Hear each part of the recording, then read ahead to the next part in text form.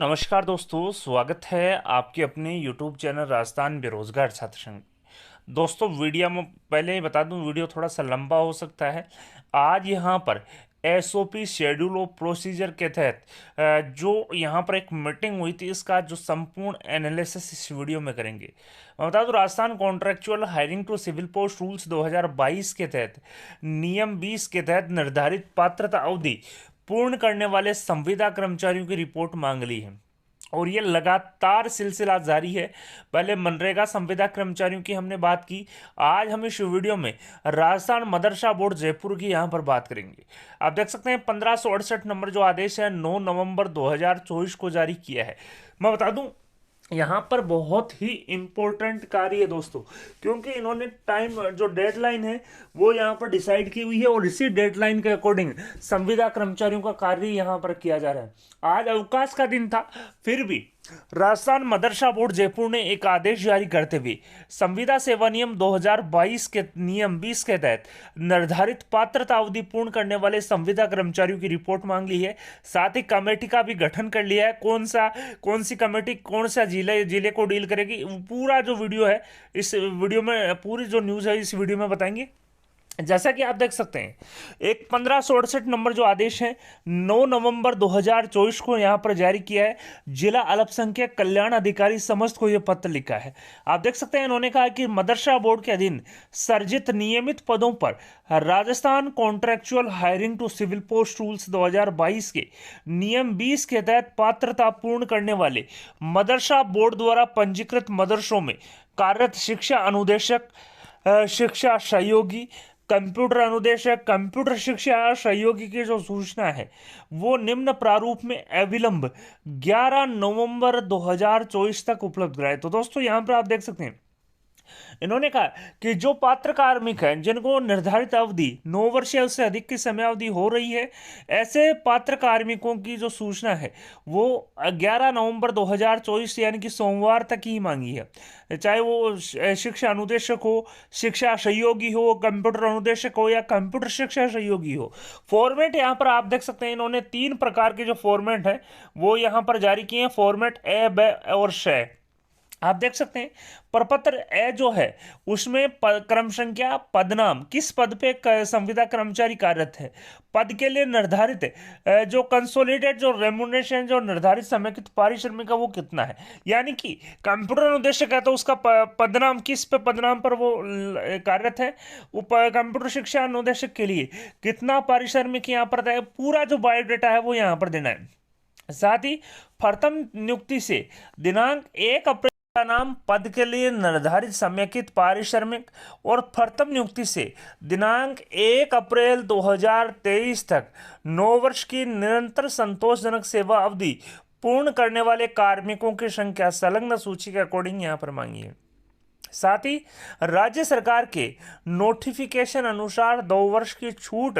देने के पश्चात उपरांत पात्रता पूर्ण करने वाले कार्मिकों की संख्या, साथ ही दिनांक 1 अप्रैल 2023 को 15 वर्ष की निरंतर संतोषजनक सेवा अवधि पूर्ण करने वाले कार्मिकों की संख्या और विशेष विवरण। तो यहाँ पर आप देख सकते हैं, इन्होंने अलग अलग डेट बार मांगी है। 1 अप्रैल 2023 को कितने कार्मिक पात्र हो रहे हैं, 1 अप्रैल 2024 को कितने कार्मिक पात्र हो रहे हैं, इसका पूरा जो बायोडेटा है वो यहाँ पर मांगा गया है। तो फॉर्मेट इन्होंने 3 जारी किए हैं। फॉर्मेट ए में यहाँ पर 1 अप्रैल 2023 को 9 वर्ष पूर्ण करने वाले, 2 वर्ष की छूट देने के पश्चात पात्र कार्मिक, और 15 वर्ष पूर्ण करने वाले जो पात्र कार्मिकों की जो संख्या है वो यहाँ पर पदवार मांगी है, न कि इंडिविजुअल कार्मिकों का विवरण। यहाँ पर पदवार जो सूचना है वो मांगी है। आप देख सकते हैं, पद का नाम, पद के लिए निर्धारित समेकित पारिश्रमिक कितना है, और प्रथम नियुक्ति से दिनांक 1 अप्रैल 2023 तक 9 वर्ष की निरंतर संतोषजनक सेवा अवधि पूर्ण करने वाले कार्मिकों की संख्या, साथ ही राज्य सरकार के नोटिफिकेशन अनुसार 2 वर्ष की छूट के उपरांत पात्रता पूर्ण करने वाले कार्मिकों की संख्या, और दिनांक 1 अप्रैल 2023 तक 15 वर्ष की निरंतर संतोषजनक सेवा अवधि पूर्ण करने वालों कार्मिकों की संख्या और विशेष विवरण।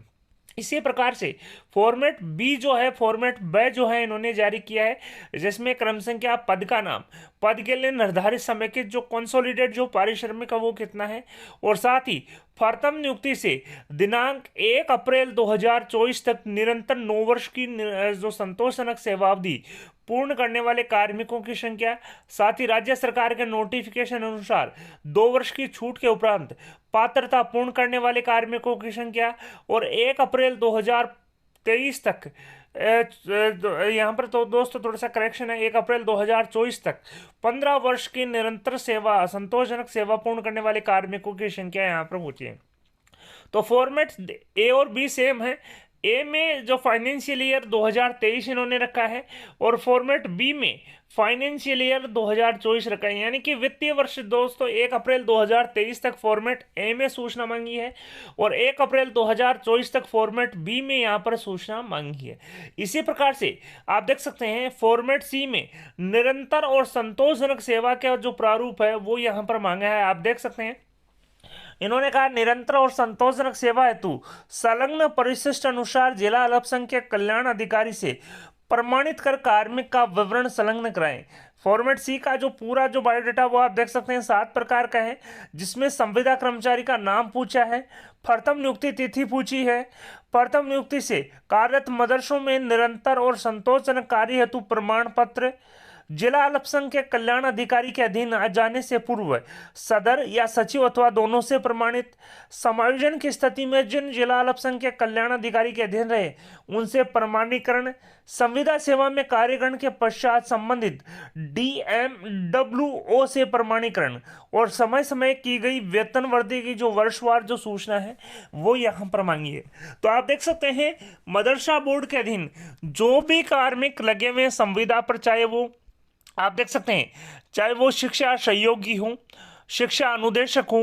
कंप्यूटर अनुदेशक हो, कंप्यूटर शिक्षा अनुदेशक हो, इनकी अविलंब 11 नवंबर तक सूचना यहाँ पर मांगी है। फॉर्मेट ए, फॉर्मेट ब और फॉर्मेट स जो जारी है वो यहाँ पर किया है। फॉर्मेट ए में 1 अप्रैल 2023 तक की स्थिति की जो अकॉर्डिंग जो डेटा है वो यहाँ पर मांगा है। फॉर्मेट बी में 1 अप्रैल 2024 के डेटा के हिसाब से जो प्रपात्र कार्मिक है उनकी संख्या पूछी है, और फॉर्मेट सी में निरंतर और संतोषजनक सेवा यहाँ पर मांगी है, जिसमें करीब 7 प्रकार की सूचना यहां पर मांगी है। साथ ही आप देख सकते हैं इन्होंने कहा कि कॉलम संख्या 3, 4, 5 और 6 की सूचना निरंतर वर्षवार होनी चाहिए, यानी कि एक साथ नहीं होनी चाहिए, वर्षवार पूछी है। आप देख सकते हैं प्रथम नियुक्ति से कार्यरत मदरसों में निरंतर या संतोषजनक सेवा का अलग अलग साल का जो प्रमाण पत्र है वो होना चाहिए। साथ ही 4 नंबर में जिला अल्पसंख्यक कल्याण अधिकारी से के अधीन जाने से पूर्व सदर और सचिव अथवा दोनों से प्रमाणित है या नहीं, इसकी भी वर्षवार सूचना यहाँ पर मांगी है। 5 जो है समायोजन की स्थिति में जिन जिला अल्पसंख्यक कल्याण अधिकारी के अधीन है उनसे प्रमाणीकरण वर्षवार होना चाहिए। और 6 में संविदा सेवा में कार्यकरण के पश्चात संबंधित DMWO से प्रमाणीकरण जो वर्षवार होना चाहिए, यानी कि कॉलम संख्या 3, 4, 5 और 6 की जो सूचना है वर्षवार प्रमाणीकरण इन्होंने मांगा है।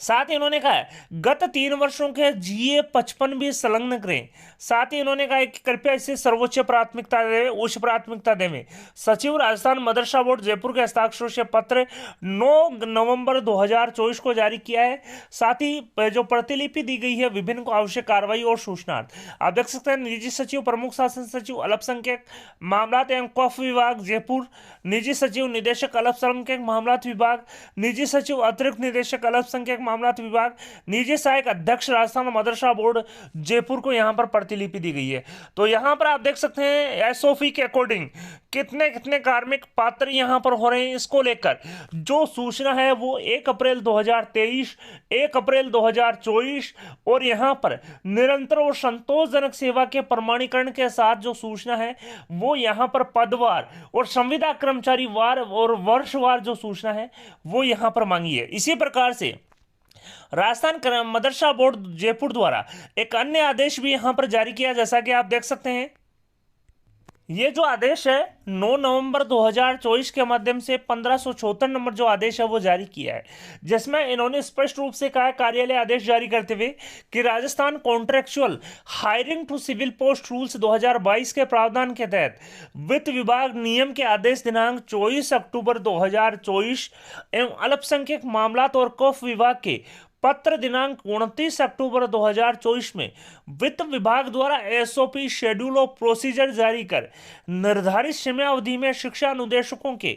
नियमितीकरण प्रक्रिया हेतु दिशा निर्देश जारी किए हैं। अतः एसओपी अनुसार स्क्रीनिंग, पूर्व में प्राप्त अनुदेशकों के दस्तावेजों की जांच इत्यादि कार्य करने के लिए निर्धारित अवधि में पूर्ण करने के लिए निम्नानुसार अधिकारी और कार्मिकों को जिलेवार, जो जिला है जिले का कार्य जो है वो यहाँ पर आवंटित किया जाता है। तो दोस्तों, काफी कर्मचारी कह रहे थे, काफी संविदा वाले कह रहे थे कि सर जो एसओपी 25 अक्टूबर को जारी की गई थी वो यहाँ पर एक्चुअली 24, मैंने पहले भी आपको यहाँ पर व्हाट्सएप चैनल के माध्यम से बताया था कि माननीय वित्त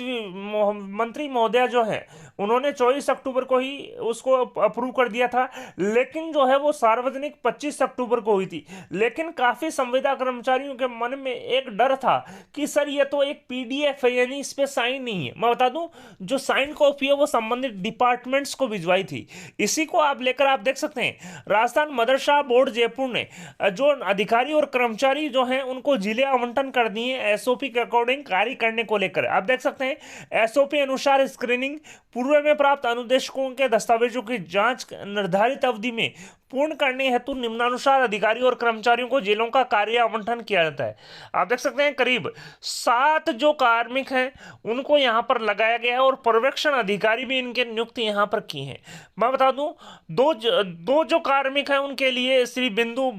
भोमरिया जो वरिष्ठ लेखा अधिकारी हैं, इसके अलावा अगले 2 के लिए श्री देवीदत्त वर्मा सहायक लेखा अधिकारी फर्तम, अगले 2 के लिए श्री अंकित भट्ट कनिष्ठ विधि अधिकारी, और 7 नंबर जो है उनके लिए मोहम्मद रफी जो अकादमिक अधिकारी हैं उनको यहां पर लगाया है।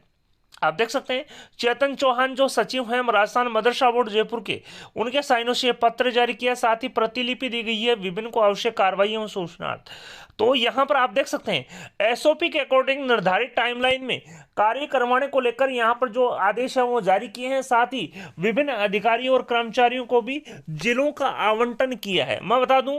जो श्रीमती शिखा सक्सेना है जो सहायक सांख्यिकी अधिकारी हैं उनको अलवर, उदयपुर, जोधपुर, हनुमानगढ़ और जैसलमेर अलॉट किए हैं। श्रीमती स्वीटी माथुर जो वरिष्ठ सहायक हैं उनको जयपुर, पाली, डूंगरपुर, चूरू, बांसवाड़ा और भरतपुर अलॉट किए हैं। उनके जो पर्यवेक्षण अधिकारी हैं वो यहाँ पर बिंदु भोमरिया जो वरिष्ठ लेखा अधिकारी है वो होंगे, और श्रीमती निशा जो है गिंदवानी वरिष्ठ सहायक है उनको सवाईमाधोपुर, श्रीगंगानगर, दौसा, जालोर और बाड़मेर। श्री राजेश गोठवाल जो सूचना सहायक हैं उनको सीकर, अजमेर, सिरोही, झुंझुनू और भीलवाड़ा, और इनके जो पर्यवेक्षण अधिकारी हैं वो श्री देवीदत्त वर्मा है सहायक लेखा अधिकारी फर्तम।